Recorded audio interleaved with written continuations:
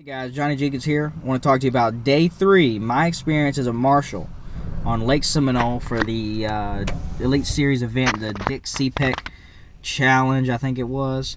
Day 3 was interesting. I was really excited going into it. I was really pumped up when I found out who I was fishing with.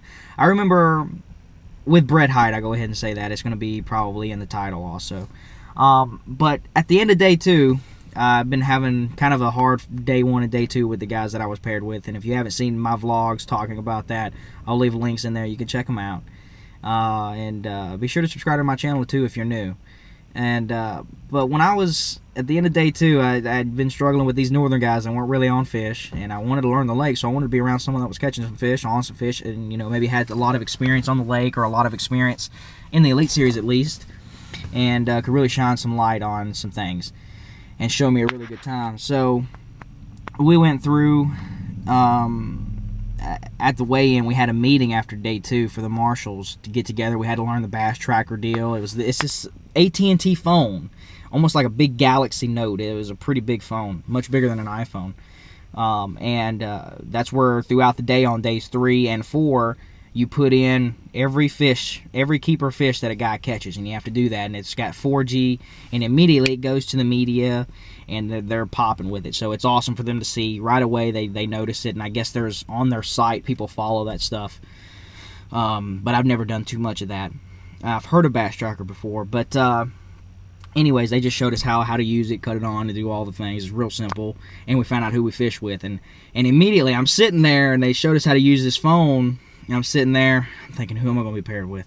And immediately they just start going through the names, and they call Brett Hite, and then I hear my name, Johnny Jenkins, and I'm like, what? It caught me off guard. People are looking around. I'm just stuck there, just whatever. I noticed my name, and I'm kind of. It took me a second. I was like, what? And it was first boat, first flight, with the guy that was #1 in the tournaments, going into the 3rd day. So it was really interesting. I was completely not expecting that. I was definitely hoping to be paired with someone interesting and fun, and someone that I looked up to or something like that, or someone that was doing really well. And to be paired with him, I was really excited, really pumped up, and gave him a call later that afternoon and set everything up when we would meet and everything. I met him there first thing in the morning. He was real laid back, just another day of fishing. It's amazing how they do that. It's just another day of fishing. Just when they're on fish like that, it's much easier to do that. But when you're running by the seat of your pants trying to catch fish, it's a different story. It's really stressful. But a lot of these guys, they really get onto a real specific pattern, and they have such a good knowledge base, or whatever the case may be, that it's that's when you can tell a guy's doing well. And that's kind of how it was. He fished 4 banks the whole day, 4 banks. And the first thing in the morning, I'm in the boat and I'm ready to go. I'm looking forward to this really nice ride and this really beautiful wide-decked Ranger that he had. It had a real wide deck, and I knew the ride was going to be really comfortable. And just a really beautiful boat. I'll have some pictures probably that I'll put in here for you. And first things first, the cameraman kicked me out of the boat for a little while that morning. They had the big cameras for BASS or ESPN, whatever it is.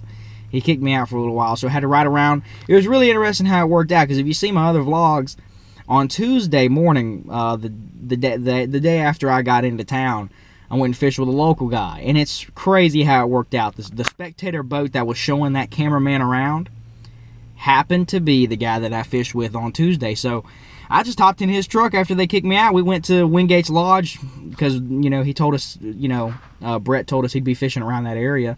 And he told us exactly where he'd be fishing and whatnot to meet us there. And we launched out of there, and it was just awesome. It was real fun. It was real cool to be with someone that I had been fishing with and been talking to and met and everything. He fishes with the Hydrilla Nats Bass Club. And, we just watched those guys fish till 12:30 or so, and then I got put back in the boat. But let's rewind a little bit. To start the day, he started on there was 2 banks that he fished, and three banks that he fished, and he was fishing them. He would make several passes. He'd make 1 or 2 passes, and he would alternate the lures a little bit and what he was doing. But a lot of what he started out the morning with, I think he was just trying to catch a limit. And but he told me he'd been catching some good fish there.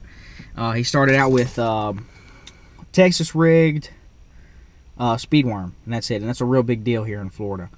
and on this lake, this time of year especially. You know, Texas rig speed worm. It seemed like he had a fairly heavy weight on it. I'm not sure, but you know, he was just kind of fishing around some of these really good spawning flats right off of the main river, and that's what he was doing. That's it. It was really cool, a really cool experience to watch him fish. But he was really struggling, and he was switching up lures a little bit. From what I saw, a lot of the stuff he was throwing, he told me he had some bites in practice with a buzz bait. He had that on the deck all day, but I don't think he threw it at all. He's probably going to throw it today with this weather. He might throw it today. We'll see. But day 3, when I was with him, he was fishing a lot of the speed worm in the morning. He was fishing a chatterbait a lot, especially in the afternoon. That's where the big sack came from. And he was fishing swim jigs without chatterbait too. And he was fishing wacky rigged finesse worm. And he also had a drop shot tied on, but he didn't fish it.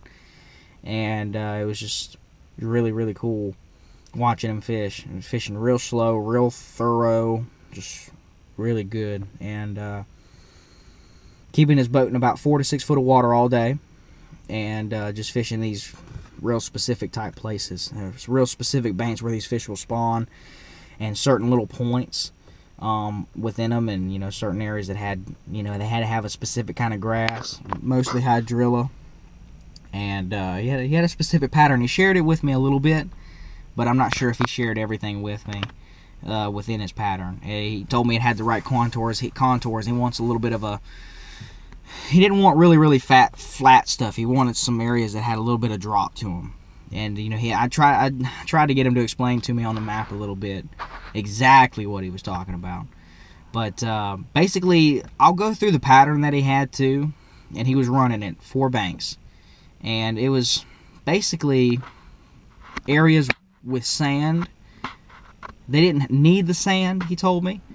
But he said the main thing was the contours, and it needed the right grass. It needed good grass, good clumps of hydrilla, and maybe even milfoil. He didn't specify. But that was the main thing. Had to have the right contours, and I guess that's really the main deal. His pattern, he didn't really explain it to me too much. I tried to press on it a little bit. But you'll find out in Bassmaster show. But yeah, that chatterbait was the deal. But he had, I got back in the boat at 12:30, and he was struggling. I wasn't really even looking forward to getting his boat. I thought it was just going to be a struggling day. But it's going to be interesting to see what this guy does and the decisions he makes. Is he going to call an audible? What is he going to do? Because I got in the boat at 12:30. He had 3 fish for about 5 pounds. And, you know, I had people from Bass Tracker and from BASS giving me a call, and, you know, is he really that, or is there something wrong with the Bass Tracker? What's going on? Because, you know, he caught 25 pounds the day before. And they're like, well, what's going on? Really? You know, I talked to Mark Zona that morning. It's another thing. That morning when I was going in to launch the boat with Joe, we ran into Mark Zona. I got a picture. I might show it here. Really cool to talk to him. Just a really down-to-earth, really fun guy. That dude, I asked him, I was like, how many cups of coffee have you had this morning, Mark? Because he's such a bright person all the time. It's just ridiculous. And he's awesome, man. He brings a smile to, like, anyone's face. And it's one of the great things about Mark. It's the first time I actually had met him. I've been looking forward to meeting him. I've been to a few elite events, and I've been wanting to meet him. And, man, he's just awesome. Let's see. But yeah, I got in the boat at 12:30. He had 3 fish for 5 pounds. Until about 1:30, 1:45, and he went down this one bank that he said he had found during day 1 competition. Because, you know, he told me, you know, every day he's been stopping fishing for the most part, you know, 12 to 1 o'clock, and he'll start looking for new water. He found this on day 1, and he had gotten some good bites there, and it fit his pattern perfect. And he went in there. It was just crazy. The weather changed right at the right time too. It went from slick and flat, bright high skies, to, you know, the wind started stirring around just a little bit, and some clouds kind of creeped in with this front that's moving through now that was just starting to creep in the area at that time around 1:30, 1:45. And he freaking hooked into a 7-pounder on the chatterbait. He was keeping his boat in, like I said, about 5 or 6 foot of water, and he was casting towards the bank or at little angles. and you know, not paralleling though. And it was just crazy to watch him do it. I really didn't expect for him to make a comeback. I didn't really expect him to make that sort of a comeback, but he did. And in 20 minutes, he caught 2 7-pounders. He boat flipped one of them in. I've got pictures here and there, and I'm sending this in the bass tracker. You know, you put in that first 7-pounder, and I'm sure it turned their heads. Woo, this dude's back in it. And then all of a sudden, you know, 20 minutes later or whatever, it might have even been less. Boom, pops another 7-pounder. Put that in bass tracker. I know the media, I had a feeling they were flipping their mind. I'm sending them pictures the whole time and sending the guy a text, letting him know what's going on. And he's just like, that's awesome, and this and that. And all the photos were put online or whatever, wherever they put them, and they credited my name with it. So, you know, it was just really cool. And then, you know, a few minutes later, he hooks into right around another real good one, about another 6-pounder. And I put it in the bass tracker, you know, at a 5 or 6-pounder. And you know, like, he's really back in this thing. Like, he is about to blow this thing out. He's got a real legitimate chance at this. He's definitely fishing into the next day now. He's got 5 fish at that point for about 19 pounds, 19 or 20 pounds. And then let's see, and then he caught, and then within another 20 30 minutes, he caught another 5 or 6-pounder, and it's just ridiculous. He boat flipped that one too, and it was cool having a 7-pounder and like a 5 and a 6 boat flipped on my rain jacket. I'm just saying, from an Elite Series Pro, and it was really cool. He was fishing 20-pound sunline sniper, 20-pound sunline sniper, and he was just boat flipping them in. Not all of them, but that was just really cool. He's fishing a 1/2-ounce chatterbait. He had 2 different ones that he was fishing. He was, from what he told me, he had an elite one, and he also had a Phoenix vibrating. One of them, he had a Lake Fork tackle little swim deal on there. You know, the one that has the different little ribs. Justin Rackley really talks about it. He talks about it a lot. Those Lake Fork guys.